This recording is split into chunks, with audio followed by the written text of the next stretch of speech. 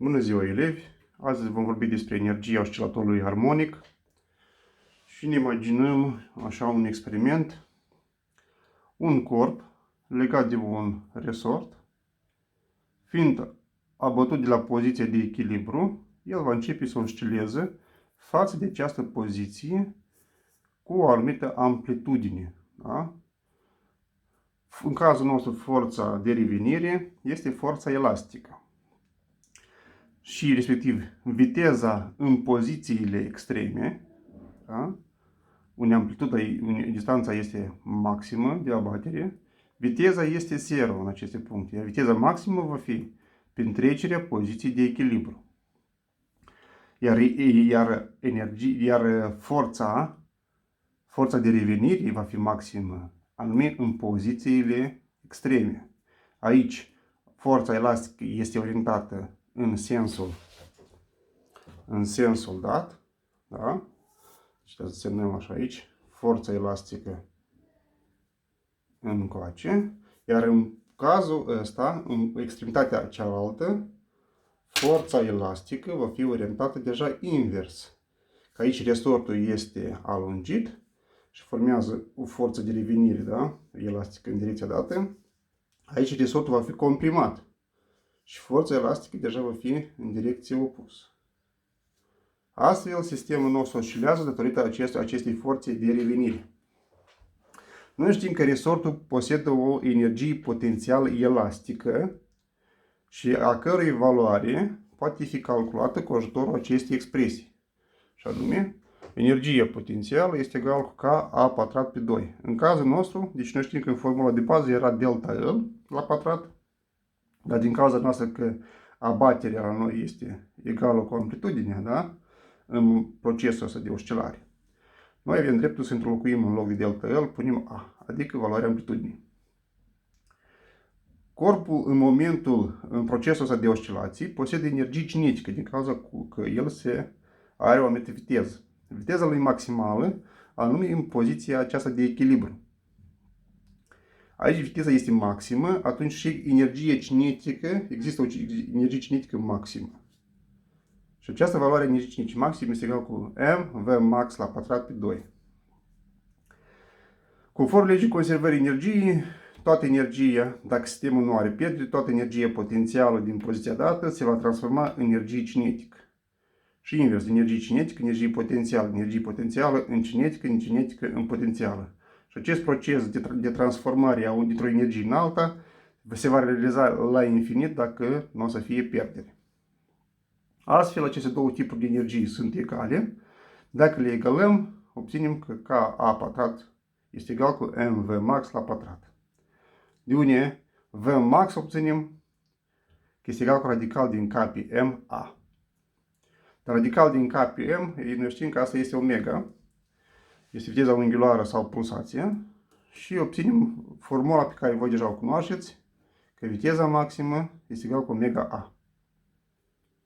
Energia totală mecanică a sistemului este egal cu suma acestor două energii și egală cu valoarea unora maximală, fie că aici avem energie cinetică este 0, iar potențialul este maximă, aici energia potențială e 0, de energie cinetică este maximă.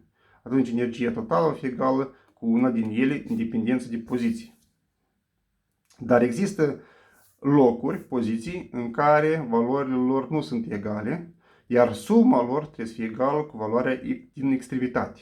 De aici sau din poziția de aici sau de aici, sau în poziție de echilibru. Deci, în cazul dat, dacă să analizăm noi,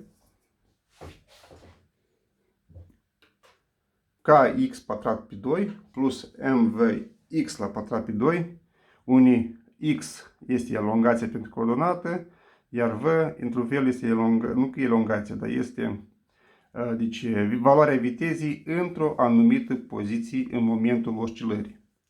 Da? Deci noi știm că viteza tot variază pe o anumită funcție. Da? Deci funcție cosinusoidală, dependență de axa pe care noi o alegem. Proiecția vitezei. Dacă să analizăm pe grafic variația energiei cinetice potențiale, deci în procesul ăsta de oscilație, da? Am spus că la periferii energia potențială este maximă și o vedem. Deci pe axa aceasta vedem creșterea energiei potențiale. Cu cât ea se depărtează față de punctul de echilibru, energia potențială crește până la maxim. Iar cu cât se apropie de punctul de echilibru, valoarea energiei potențiale scade. Iar energia cinetică, invers, da? Aici ea crește. Dacă vedem energie cinetică, aici deja să fie încă mai mare și maximă și egal cu cea potențială va fi anume în punctul ăsta de echilibru. Acest punct, îi spunem groapă de potențial. Dacă sistemul nostru, evident că are pierdere de energie, după un timp, corpul nostru se va opri și anume în această groapă de potențial, adică în punctul ăsta de echilibru. Deci, tot ce am vorbit acum se referă pentru cazul resortului, adică pendulului elastic. Dar ce merge vorba despre pendulul gravitațional, tot în cazul nostru. Dacă avem un corp suspendat de un fir de lungimea L, da? Deci îl batem la unghiul alfa, atunci, în cazul nostru, forța de revenire va fi proiecția forței de greutate luată tangențial la traiectorie. Tangențial, G tau, reprezintă proiecția lui G luată, deci tangențial la traiectoria mișcării corpului. Abatem, deci, sistemul nostru la distanța A, astfel aici formează un unghi alfa. Pentru valori mici a lui alfa, vă știți că sinusul de alfa este egal cu tangenta de alfa. Și atunci, dacă luăm proiecția aici, deci G tau reprezintă G sinusul de alfa, dar pentru alfa mici, sinusul de alfa se transformă în tangenta de alfa, adică ele se egale. Dar deci amplitudinea sau X poate fi raportat la L, reprezintă tot sinusul de alfa sau tangenta de alfa. Dacă înlocuim expresia dată în tangenta de alfa, noi obținem că G tau este egal cu mg a pe L sau x pe L dacă aici punem x. Unde mg pe L reprezintă pe fel un coeficient al sistemului. Da? Avem corpul cu masă M, sistemul, deci firul nostru are lungimea L, deci reprezintă un coeficient, da? Un constantă pentru cazul nostru. Și această formulă la noi devine cum? Că G tau este egal cu Ka sau Kx. Ca și în cazul forței elastice. Forța elastică se calculează pe Ka, da? Sau ca în cazul nostru, dacă corpul este bătut la distanța A, forța elastică este egală cu Ka. Deci observăm că forțele acestea de revenire sunt identice, da? Numai că aici acest coeficient, aici coeficientul de elasticitate, da?